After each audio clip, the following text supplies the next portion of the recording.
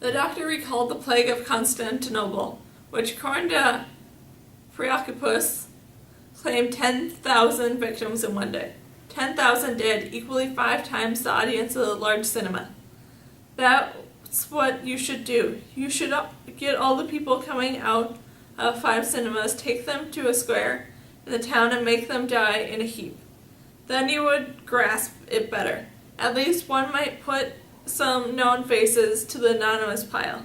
But of course it would be impossible, apart from which, who knows 10,000 faces? In any event, people like Procopus were not able to count as well as what is known. In Carton, 70 years ago, 40,000 rats died of plague before the pestilence affected human inhabitants. But in 1871, they didn't have any means of counting rats. The calculation was a matter of approximation, of more or less the obvious margin of error.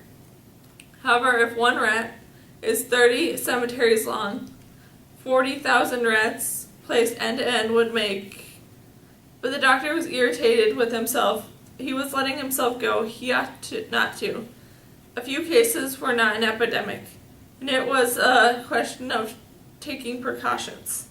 One had to stick with what one knew. Stupor and proportions, red eyes, feared mouths, headaches, and buphos, and the dreadful thirst, delirium, patches on the body, and inner anguish. And at the end of it all, the words came back to Dr. Ryu, the sentence that happened to round off the symptoms in his medical textbook. The pulse became thready, and death occurred as the result of some slight movement. Yes, at the end of it all, one was hanging by a thread, and 3 out of 4 people in this precious number were so impatient that they made the slight movement that would carry them off. The doctor was still looking out the window. On one side of the glass was cool, fresh sky, spring. On the other was the world that still resounded around the room, the plague. The word contained not only what science had seen fit to put it, the long section of extraordinary images that had nothing to do with the gray and yellow town.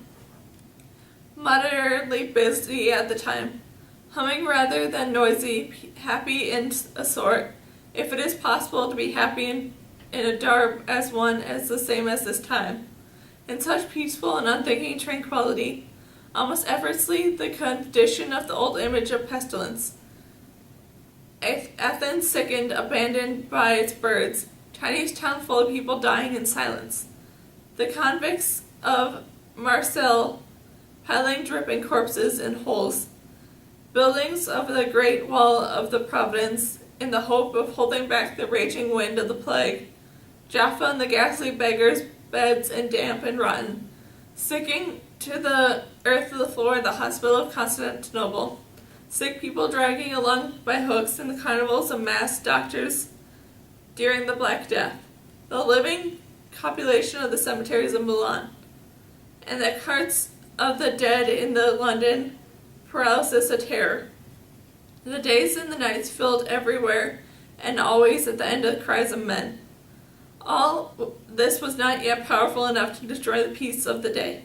On the far side of the grass, the clank of the invisible tram resounds silently, in the instant contradicting cruelty and pain. Only the sea beyond the dull checkerboard of houses was evident of all the disturbing and forever restless of the world. And Dr. Ryu was looking at the gulf through the prize and the lynchings, telling the Athenians to build the seashore when they were sickened in illness. The dead that were brought there at night were too little space where the living would fight each other with burning torches to put their loved ones in the praise, ending the bloody struggles rather than abandon the dead bodies on the beach. You could imagine the prize glowing in the front as they calmed dark waters, their torches struggling in the darkness, crackling the sparks, the poisonous fumes rising towards the widening sky. And you could imagine it happening here. And common sense dispelled the dizziness vision. It is true that the word plague has been spoken, It is true that this very moment the pestilence was tossing and beating down one or two victims, but that could end, couldn't it? What he must do to acknowledge clearly what has to be acknowledged, drive away all the needless shadows and take whatever measures are required. After that, plague would cease because plague was inconceivable, and because it was wrongly conceived. If it did stop, it was more than likely it would be well. Otherwise, they would understand what is known for some means by which they might come to terms with it. So eventually they'll overcome it. The doctor opened the window and the noise of the town swelled suddenly. From the nearby workshop came a brief repeated sound of the medical saw. Ryu shook himself. It was certainly everyday work. The rest hung in the thread in incredible movements. One could not dwell on it. The main thing was for one to do their job well. Dr. Ryu had reached this point in his thought when Joseph Grand was announced. Although he was on the shelf of the Hotel de Ville, the duties there were very vast and occasionally used by the statistical service, the registry of births, marriages, and deaths. Because of this, he had been adding up the numbers of death certificates that naturally obliged, and he had agreed to bring a copy of the results to Ryu in person. The doctor saw Grand come in with the neighbor Kotar, and the civil servant was waving the sheets of paper. The figures are rising, doctor, he announced. 11 deaths in 48 hours. Ryu greeted Kotar and asked how he was. Grand explained that Kotar wanted to thank the doctor and apologize for the trouble he had caused. But Ryu was looking at him with a sheet of the figures. Well now, he said, perhaps we should make up our minds and call the disease by its proper name. So far, we have been kicking our heels, but come with me. I have to go to the laboratory. Yes, Grand said, coming downstairs with the doctor. We must call the things by a proper name. But what is its proper name? I can't tell you, in case it would be no use to you. You see, the man said, it isn't that easy. They went in the direction of the parade grounds. Kotar was still not saying anything. The streets started to fill with people. Fleeting dusk that they would have our country had gone given away tonight, and the first stars had appeared on a still clear horizon. A few seconds later, the lamps above the streets lit up and blocked the sky, as sounds of conversations seemed to rise in tone. Excuse me, Grand said, at the corner of the parade grounds. I have to catch my tram. My evening is scared, and they'll say where I come from, what should never put off until tomorrow. Ryu had already known the habit of Grand, after quoting saying some part of the contrary, was born in Montemille, and then adding some cliché, and that came from nowhere in particular, like a peach on the evening or fairy tale lights. There now, said Kotar, that's true. Nothing can drag him away away from home after dinner. Ryu asked Grand if there was some work at the Hotel de Ville, and Grand answered no, he was working for himself. Ah, said Ryu, for the sake of saying something, it is progressing? Inevitable, continuing all the years I have been working on it, although in another sense, it isn't much progress. But what exactly is it? The doctor asked, stopping in his tracks. Grand mumbled and settled around his hat over his ears. But you got the big idea that it was something, that development of personality. But the civil servant was already leaving and walking briskly up the Boulevard de la Manne between the fig trees on the threshold of the lab. Kotar told the doctor that he would like to see him ask his advice. Ryu figured the pages of the statistics in his pockets, invited him to come to the consulting room, and changing his mind said that he would be in Kotar's neighborhood the next day and would drop to see him in the late afternoon. After leaving Kotar, the doctor noticed that he was thinking about Grand. He was imagining him in the midst of the plague, not this one, which was the doubtless not to prove serious, but the one of the great plagues in history. He was the kind of man who would spread in such cases. He recalled having read the plagues spared those of the weak conditions and mainly destroyed the robust nature. And the more he thought about him, the more the doctor considered that there was a mystery surrounding the civil servant. Indeed, the slight Joseph Grand was nothing more than a minor clerk at the Hotel de Ville. As he appeared to be the tall and thin, he was swamped in his clothes, always choosing them too large under his mistaken impression that he would give more wear out of them. While he still had most of his teeth in his lower jaw, he had lost those in his upper one, so the smile was chiefly involved raising the upper lip, giving him a cavernous mouth. If you added to the portrait his manner of walking was like a young priest. His ability to hug the wall, slide through doorways, his odor of smoke and cellar, and everything appearance insignificant. You will agree that he could not imagine anywhere except behind a desk, earnestly revising his pieces of public baths in the town or putting together materials for a report he had written by some young superior.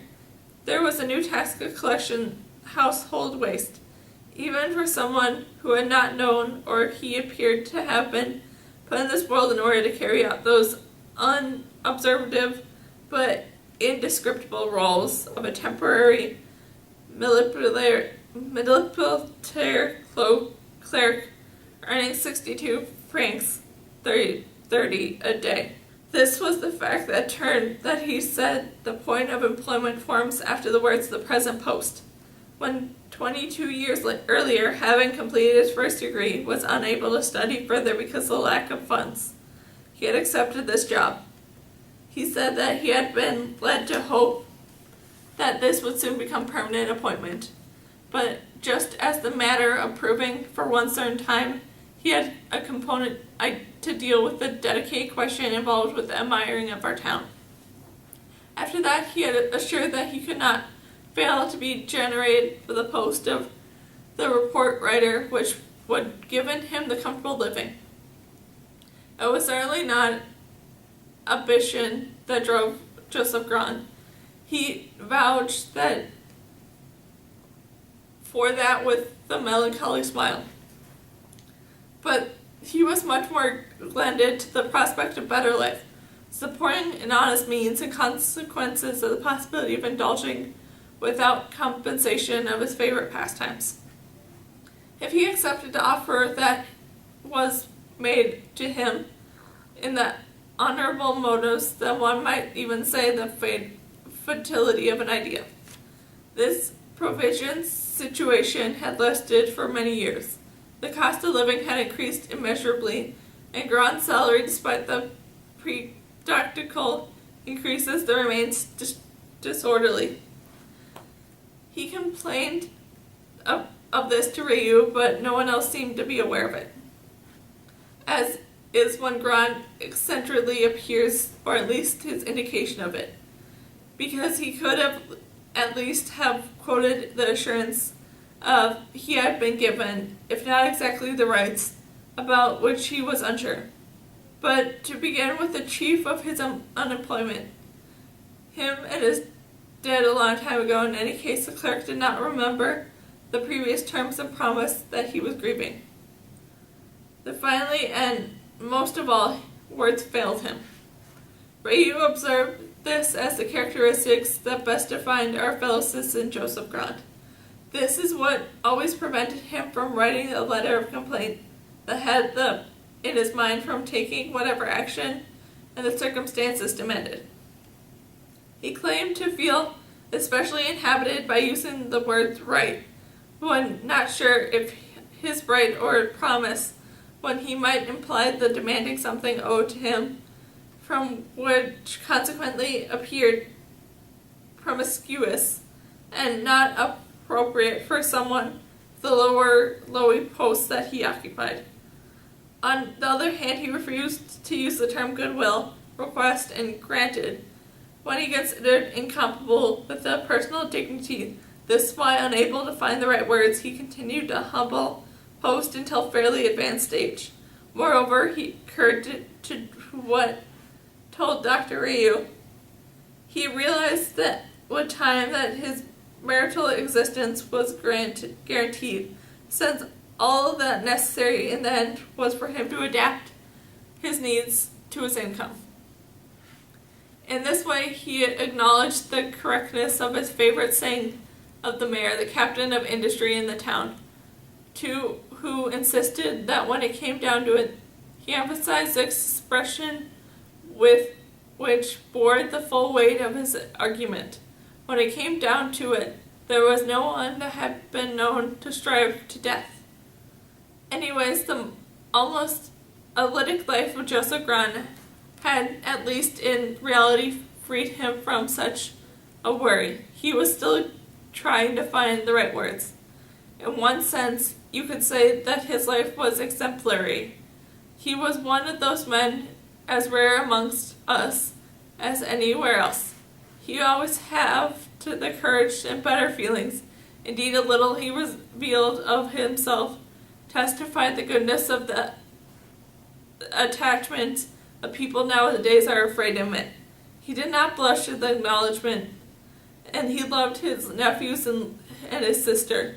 She was the only relative that he still had left, and he would go and visit her every 2 years in France. He confessed that he grieved over the memory of his parents, who had died when he was still young. He did not deny that most of all the certain bell of his neighborhood rang softly around 5 in the evening, but even to find the words that expressed such a simple emotion that cost him an enormous effort. And the end of the problems had become his main worry. "Oh, doctor," he would say, "I wish I could learn to express myself." He mentioned this to Ryu every time they met.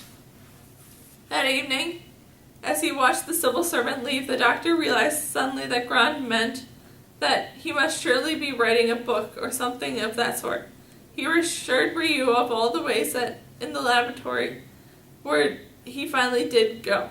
He knew that it was silly of him to feel like this, but he could not believe the plague might really get a hold of the town where you could still find a humble civil servant who devoted his free moments to an honorable obsession. More exactly, he could not imagine how such an obsession fitted in the context of the plague. So he concluded that, in practical terms, the plague had no future amongst the people of our town.